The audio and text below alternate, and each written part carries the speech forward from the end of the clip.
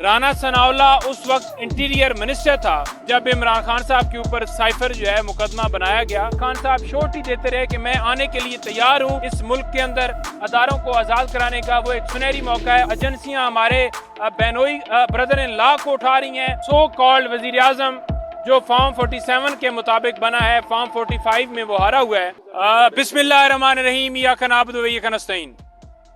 आज कप्तान इमरान खान साहब के केस मुख्तलिफ जो लगे हुए हैं उनकी आज समाअत है। एक तो 9 मई के हवाले से 3 केसेस जो लाहौर में लगे हुए थे उनके हवाले से एडजर्नमेंट हो गई है और अदालत ने हुक्म दिया है कि खान साहब को वीडियो लिंक के ज़रिए उनकी हाज़िरी लगाई जाए और उनका जो है नेक्स्ट डेट के ऊपर आर्गूमेंट्स किए जाएं। साइफर केस और Al-Qadir trust case. Al-Qadir trust case के अंदर ज़मानत की दरख्वास्त आज इस्लामाबाद हाई कोर्ट में फिक्स थी और उसी के साथ साथ जो साइफर केस है उसमें कल एडवोकेट जनरल साहब ने अदालत के अंदर हाज़िरी नहीं दी, ना उनके ऑफिस की तरफ से कोई नुमाइंदगी की गई। तो अदालत ने शदीद बरहमी का इजहार करते हुए कहा कि वो क्यों नहीं आए। तो आज उम्मीद है कि वो आएंगे। आप इससे अंदाज़ा लगा लें कि इस सारे सिनेरियो के पीछे कौन है। ये कहते हैं कि हमने मुकदमात नहीं बनाए। राना सनाउल्लाह उस वक्त इंटीरियर मिनिस्टर था जब इमरान खान साहब के ऊपर साइफर जो है मुकदमा बनाया गया और इंटीरियर सेक्रेटरी जो है उसके अंदर मुद्दई है। इसी तरह खान साहब के ऊपर 302 का केस क्वेटा के अंदर बनाया गया और उसमें भी इसी तरह से प्रेस कॉन्फ्रेंस की गई अता तारड़ की तरफ से और दीगर रहनुमाओं की तरफ से कि मुकदमा उनके ऊपर दर्ज होने जा रहा है, यानी कि खान साहब के ऊपर, और मुकदमा दर्ज किया गया। वारंट निकाले गए, कभी क्वेटा से निकलते थे, कभी इस्लामाबाद से निकलते थे। जमान पार्क ऑपरेशन होता था, 26 घंटे ऑपरेशन जारी रहा। और ये आपके सामने सारी सूरत हाल इसलिए रख रहा हूँ कि जो टीवी चैनल्स के ऊपर बैठ के ये झूठ बोलते हैं कि केसेस उन्होंने नहीं बनाए, इन्होंने ही केसेस बनाए हैं और इनकी कस्टडी के अंदर खान साहब आज जेल में हैं। और इनकी जो है वो खदशात का जो हम इजहार करते हैं इमरान खान साहब की जान के हवाले से, इसी वजह से करते हैं कि राना सनाउल्लाह ने इससे पहले इमरान खान साहब ने उसके ऊपर FIR दर्ज करने के लिए राना सनाउल्लाह के ऊपर एप्लीकेशन दी थी जब वजीराबाद हमला हुआ था, लेकिन FIR दर्ज नहीं हुई आज तक। और वो बार बार टीवी चैनल्स के ऊपर, बार बार मुख्तलिफ जगहों के ऊपर वो धमकियां देता है कि इस फितने को ख़त्म किया जाए। कोई कहता है जी, वो मरीम औरंगज़ेब कहती है जी सर कलम किए जाए। शर्म नहीं आती उसको ऐसी ज़ुबान इस्तेमाल करती और उनके लीडरान उनको कुछ भी नहीं कह रहे। कल 22 AB फाइल जो है वो कर दी गई है जिसमें मुकदमा दर्ज करने के लिए राना सनाउल्लाह के ऊपर एप्लीकेशन इस्लामाबाद डिस्ट्रिक्ट कोर्ट में मैंने अपनी तरफ से दे दी है कि इसके ऊपर मुकदमा दर्ज किया जाए और इसे गिरफ्तार किया जाए। तो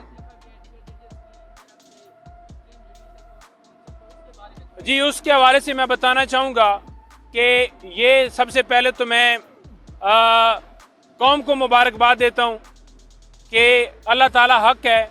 और आज जो खान साहब या ये पूरी कौम कह रही थी वो सारी चीज़ें इस ख़त के ज़रिए जो है इंडोर्स हो गई हैं, तस्दीक हो गई है, मोहर लग गई है कि किस तरह एजेंसियाँ किस तरह प्रेशराइज़ करती थी जजेस को, किस तरह लोगों को अगवा किया जाता था, प्रेस कॉन्फ्रेंस करवाई जाती थी। थोड़ा सा मैं मज़ीद बैकग्राउंड खान साहब के साथ क्या हुआ वो आज आपके सामने रखूँगा, लेकिन इसके साथ साथ मैं ये कहना चाहूँगा कि यहाँ पर सुप्रीम कोर्ट के अंदर आज जो है वो सो कॉल्ड वज़ीर आज़म जो फॉर्म 47 के मुताबिक बना है, फॉर्म 45 में वो हारा हुआ है, उसको जो है वो आज उसके साथ चीफ जस्टिस ऑफ पाकिस्तान की मीटिंग है और उसमें आज़म नज़ीर तारड़ और अटॉर्नी जनरल वो अभी मीटिंग कर रहे हैं। देखें ये एक बहुत ही बड़ा लम्हा फ़िक्रिया है कि वो बंदा जो अवाम ने जिसको रिजेक्ट कर दिया है, जो अवाम की ताकत से आई नहीं है, उसको जिस तरह से डील करके बनाया गया है, तो उसके साथ चीफ जस्टिस की मीटिंग करना ये बहुत ही बड़ा सवालिया निशान है। हम आज जो है कोर कमेटी का इजलास जो है हमने तलब कर लिया है। 4 बजे हमारा कोर कमेटी का इजलास जो है वो तलब हो चुका है। हम इसके ऊपर लाएअमल बना रहे हैं। ये ख़त का मामला कोर कमेटी में आज रखा जाएगा। ख़त के हवाले से पाकिस्तान तहरीक इंसाफ का लाएअमल जो है मज़ीद मुअस्सर तरीके से आज आपको सामने आ जाएगा। प्रेस कॉन्फ्रेंस या मौक़िफ़ पाकिस्तान तहरीक इंसाफ का अलामी के ज़रिए या प्रेस कॉन्फ्रेंस के ज़रिए आपने देख लिया कि हम 6 जजेस के साथ खड़े हैं। हम अदलिया की आज़ादी के ऊपर बिलीव करने वाले हैं। हम अपने इदारों को आज़ाद करवाने के हवाले से उनके साथ खड़े हैं। यहाँ पर जो यरगमाल बनाया गया उसको खात्मे के लिए अब पूरे पाकिस्तान को निकलना होगा। आज अहम फैसले होने जा रहे हैं। आज कोर कमेटी में इस हवाले से सारी चीज़ें रखी जाएंगी।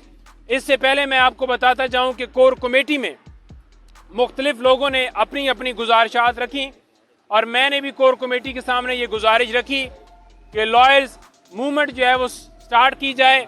हामिद खान साहब जो हैं वो सरबराह हैं एक ग्रुप के। 2 ग्रुप हैं इस वक्त पाकिस्तान में, एक है प्रोफेशनल ग्रुप और एक है इंडिपेंडेंट ग्रुप। प्रोफेशनल ग्रुप के जो सरबराह हैं वो इस वक्त हामिद खान है, क्योंकि बार कौंसल्स का यहाँ पर साथ देना, बार कौंसल्स की तरफ से मूवमेंट स्टार्ट करना, उनकी तरफ से तायद आना, उनकी तरफ से करारदादें आना, बार कौंसल्स को एंगेज करना, वो सबसे ज़्यादा ज़रूरी है। यहाँ पर मामला ये है कि अगर ILF, लोग कह रहे थे कि ILF वाले करें, बिल्कुल ILF की 100, 200, 300, 400, 500 तादाद है, लेकिन ये जो मूवमेंट है ये 200-300 लोगों से स्टार्ट अगर वो मुख्तलिफ शहरों के अंदर कर भी लें तो जब तक बार एसोसिएशन साथ नहीं देंगी, सुप्रीम कोर्ट बार कौंसल और इसके साथ सुप्रीम कोर्ट बार हो या पाकिस्तान बार कौंसल हो, पंजाब बार कौंसल हो, KP बार कौंसल हो, क्वेटा बार कौंसल हो, तमाम बार सदूर सेक्रेटरीज जब वो साथ नहीं देंगे, जब वो स्टार्ट नहीं करेंगे तो फिर मूवमेंट जो है उस तरह से आगे चल नहीं सकती, बन नहीं सकती। तो मैंने हामिद खान साहब का जिक्र करते हुए कोर कमेटी में भी और उनसे भी मैंने अगले दिन रिक्वेस्ट की थी और उन्होंने मुझे कहा था कि ईद के बाद हम किसी एजेंडे के ऊपर, जो कि आज एक अदलिया की आज़ादी की सूरत में हमारे सामने एक चीज़ आई है, तो उसके ऊपर जो है उन्होंने कहा था कि हम इंशाल्लाह करेंगे। तो इंशाल्लाह ताला आज इसमें मज़ीद मौसर फैसले होंगे, जिसमें वकला तहरीक के साथ साथ जो पॉलिटिकल लोग हैं, जो पॉलिटिकल मूवमेंट है, उसके हवाले से भी आज मुशावरत होगी। जलसों का, जुलूसों का, रैलियों का किस तरह से इनेकाद किया जाए, किस तरह सुप्रीम कोर्ट के बाहर जो है वकला की तादाद किस तरह से आकर प्रोटेस्ट डेली बेसिस के ऊपर किया जाता है, कौन सा टाइम रखा जाता है, किस तरह से लाएअमल बनता है। आज ये मुख्तलिफ चीज़ें डिस्कस होती रही हैं और मज़ीद ये हम जो है वो करेंगे इंशाअल्लाह ताला। और कौम को यही कहते हैं कि अब ये वक्त आ गया है, अब ये टाइम आ गया है, अब जो आपको एक चांस मिला है इस मुल्क के अंदर अदारों को आज़ाद कराने का, वो एक सुनहरी मौका है। और अब इस पूरी कौम को यकजा होके अपने इदारों के साथ, अदलिया के साथ, इस अदलिया की हिफाजत के लिए साथ खड़ा होना पड़ेगा और रोड्स के ऊपर निकलना होगा। आखिर में मैं आपके सामने इमरान खान साहब के या पाकिस्तान तहरीक इंसाफ के जो मुख्तलिफ अदालतों की तरफ से जो कार्रवाइयाँ की गई हैं उनका थोड़ा सा मैं आपके सामने रखना चाहूँगा। जो थोड़ा सा बैकग्राउंड है, मैंने थोड़ी सी चीज़ें आपके सामने वो रखनी है, मैंने नोट की हुई हैं जो मैं गुजारिशात करना चाहूँगा। पहली बात तो ये है कि इमरान खान साहब के तोशाखाना केस के हवाले से मैं बताऊं कि बार बार तोशाखाना केस के अंदर वारंट गिरफ्तारी निकाले गए, ज़मान पार्क ऑपरेशन किया गया। तोशाखाना केस के हवाले से इस्लामाबाद हाई कोर्ट में हमने बार बार ये इल्तिजा की कि जज हुमायूं दिलावर साहब से उनके केसेस जो हैं ट्रांसफ़र किए जाएं, लेकिन वो केसेस जो हैं वो ट्रांसफ़र नहीं किए गए, बल्कि बार बार जो वो नीचे फैसला देते थे उसके खिलाफ कोई भी ऑर्डर पास करते थे, हम हाई कोर्ट में आते थे, दोबारा अदालत नीचे ट्रायल कोर्ट में उसी जो है वो केस को भिजवा देती थी। जहां पर मैं आपको बताना ये चाहता हूं कि किस तरह डिस्ट्रिक्ट कोर्ट्स या हाई कोर्ट इमरान खान साहब के केसेस के अंदर सारी चीज़ें करते रहे। ताहिर सिपरा साहब के पास 6 केसेस से हमने अदालत से रजू किया कि उनके केसेस ट्रांसफर किए जाएं इस्लामाबाद हाई कोर्ट में, वो ट्रांसफर नहीं किए गए। हम ताहिर सिपरा साहब जो एडिशनल सेशन जज हैं उनके पास खुद पेश हुए, उनको भी कहा कि हम ये केस आपसे सुनवाना नहीं चाहते क्योंकि आपने जमानतें जिस बुनियाद के ऊपर खारिज की हैं तो लिहाजा आप माइंड डिस्क्लोज कर चुके हैं, लेकिन उन्होंने अपने पास केसेस रखे।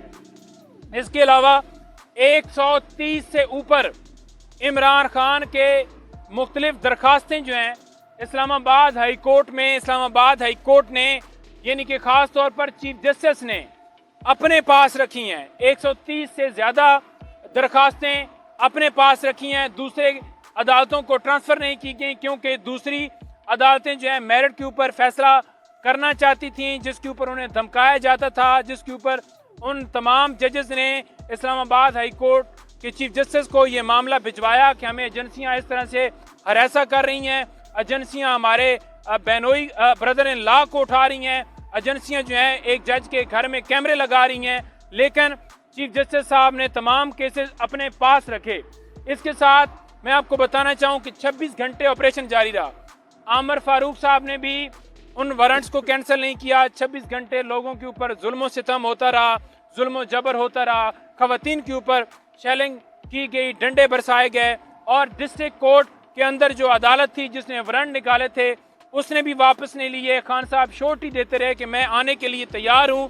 साथ में ये भी कहूँगा कि नवाज शरीफ के बाहर बैठे हुए उसे जमानत भी मिल जाती है, उसके घर कोई ऑपरेशन नहीं होता, चाहे यूसुफ रजा गिलानी का बेटा हो, वही अदालत है, वही वहाँ पर केस रिगिंग के हवाले से था कि जो वो पकड़ा गया था पैसे देते हुए, उसके ऊपर कोई ऑपरेशन नहीं किया गया, टारगेट सिर्फ इमरान खान थे।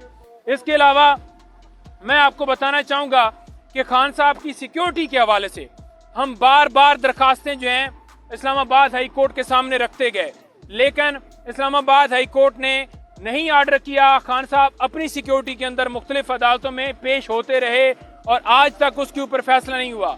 9 मई को इमरान खान साहब को मजबूर किया गया कि वो उस कमरे के अंदर जाएं जहां से उनको अगवा किया गया। ये प्री प्लान था। मैं आपको कहना चाहता हूं कि मैं खान साहब के साथ था। वकला के ऊपर डंडे बरसाए गए, वकला के ऊपर जो है जहर फेंका गया, आंखों के अंदर इस तरह का मटेरियल फेंका गया कि वो नजर ना आए और खान साहब को वहां से अगवा किया गया। मैं अदालत के अंदर जाकर पेश हुआ और वकील पेश हुए। हमने ये इस्तदा की कि खान साहब की हाजिरी कोर्ट के अंदर लगाई जा सकती है। गेट पर खान साहब व्हील चेयर के ऊपर थे। खान साहब को मजबूर किया गया कि वो उधर जाएं। यहाँ पर बायोमेट्रिक के लिए अमला हाई कोर्ट का पहुंच जाता है एयरपोर्ट के ऊपर, लेकिन खान साहब को मजबूर किया गया और कमरे के अंदर से अगवा किया गया। ये सोची समझी साजिश थी। सारा दिन हम अदालत के अंदर खड़े रहे। रात को 10 बजे चीफ साहब कहते हैं कि ये कानूनी ऑर्डर है। उसके साथ साथ मैं आपको बताना चाहूँगा कि तोशाखाना केस के अंदर जो हमने दरखास्त दी थी कि खान साहब की दरखास्त जो है वो वापस लेने की इजाज़त दी जाए, वो दरखास्त वापस हो जाती तो कभी भी ये ना होता जो खान साहब को तोशाखाना केस के अंदर गिरफ्तार किया गया है। व्हाट्सएप के ऊपर ऑर्डर के जरिए इमरान खान साहब को तोशाखाना केस में लाहौर में उनके घर में घुस के बेडरूम के दरवाजे तोड़कर उनकी बीवी के साथ बदतमीजी करके खान साहब को वहां से अगवा किया गया।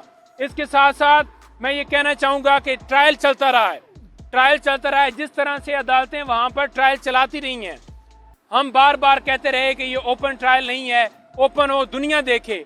ये इसलिए चलाया गया था कि छुपा कर खान साहब को सजाएं दी जाएं और चीफ साहब तमाम अदालतें इसके ऊपर खामोश रहीं। क्यों खामोश रहीं? क्योंकि वो चाहती थी कि अंदर अदालतें जाकर लगें, छुपा के सजाएं सुनाई जाएं और खान साहब को जेल में रखा जाए। और यही वजह है कि साफियों के ऊपर, आप लोगों के ऊपर पाबंदी लगाई गई कि आप जाकर ओरिजिनल हकायक रिपोर्ट ना करें।